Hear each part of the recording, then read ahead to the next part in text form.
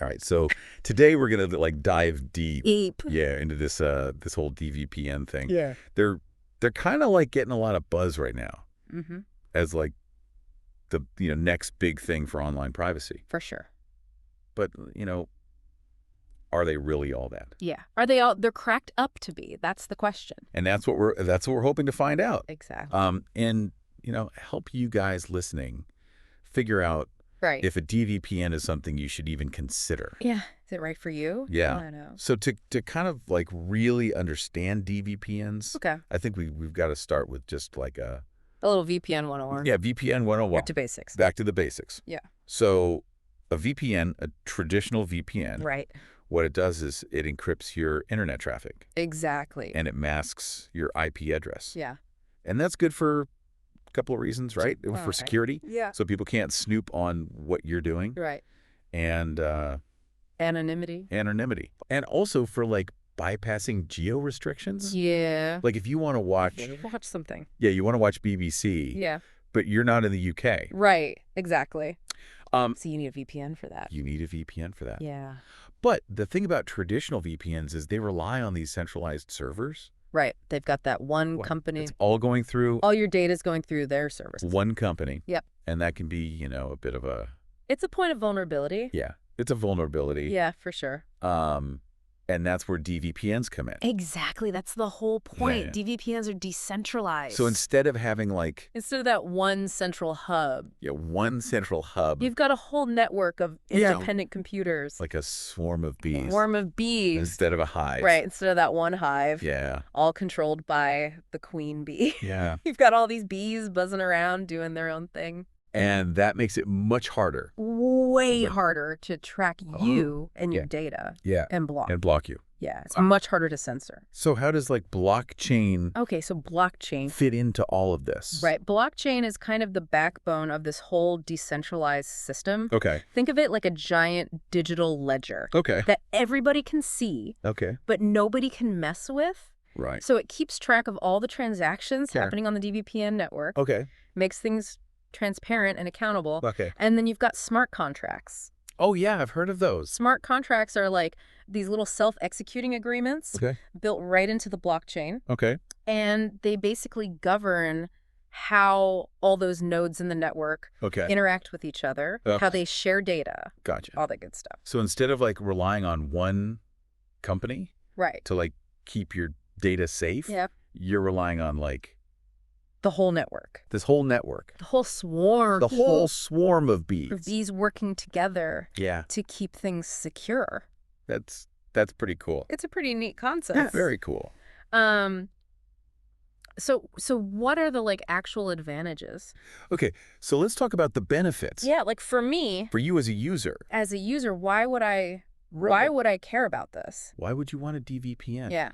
Well, one of the biggest advantages Okay. is censorship resistance. Oh yeah, you mentioned that. Yeah, because your data is going through all these different nodes. Right. It's not all concentrated in one place. Right. So governments or corporations, they can't just block one server Yeah. and shut down your access. Yeah. Yeah. So it's a really powerful tool for people in countries Yeah. where internet freedom is restricted. Yeah, that's a big one. It's a big one. Yeah. Huge.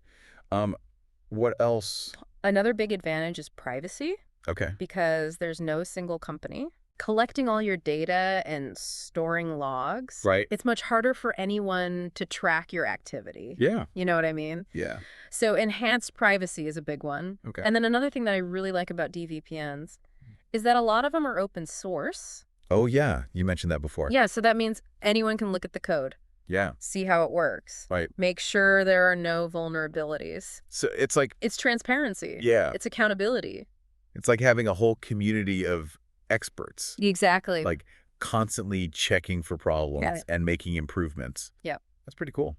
I like that aspect a lot. Yeah. It's very different from traditional VPNs, Yeah. which tend to be very like closed off. Yeah, behind closed Yeah, doors. you don't really know what's going on with Yeah. your data. Right. But with dVPNs, it's all out in the open. Okay, so it's not all sunshine and roses. Right. Right. There's got to be some downsides. There's got to be some trade-offs. So what are some of the challenges that dVPNs face? Okay, so one thing is performance. Okay. Because your data is hopping between all these different nodes. Yeah, It can sometimes slow down your connection. that makes sense. Yeah, it's kind of like, More travel time. yeah, you're taking the scenic route The scenic route. instead of the highway. Yeah. You know, you might see some interesting things along the way, Right.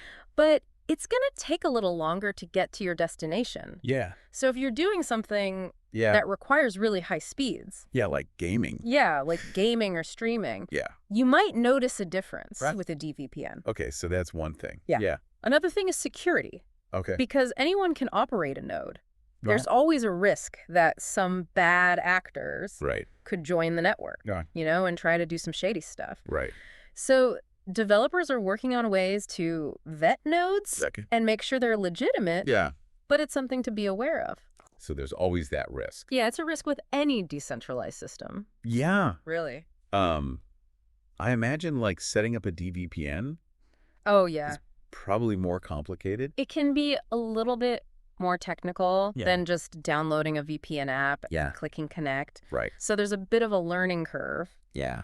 And if you run into problems, Yeah. customer support might not be as readily available. Because it's a newer technology. Right. It's still early days Yeah. for dVPN. So it sounds like dVPNs are a good option. They're a powerful tool Yeah, for sure. for privacy Privacy. and censorship resistance. Yeah.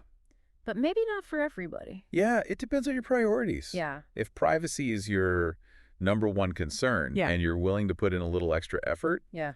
then a dVPN could be a good choice. Yeah. But if you just want something simple and easy to use, Yeah. and speed is really important to you, Right. then a traditional VPN might be a better fit Yeah. for now. Yeah. But it's a fascinating concept. It is. This whole idea of a decentralized internet Yeah, it's pretty exciting. where users have more control. More control over their data. Yeah, More control over their access to information. it's kind of like a glimpse into the future. It is. It's like, It's a glimpse into a future where Yeah. the internet is truly free and open yeah, and nobody can control it. and dVPNs could be, dVPNs could be a big part of that. yeah, a big part of making that happen. Absolutely. It's pretty awesome. This is pretty cool stuff. Yeah. It's definitely worth keeping an eye on, this Mm. whole space. So on that note, Yeah. we'll leave you to ponder all the possibilities Find the possibility. of a decentralized future. Yeah. And as always, As always, stay curious. stay curious. Yeah. That's the most important thing. Explore.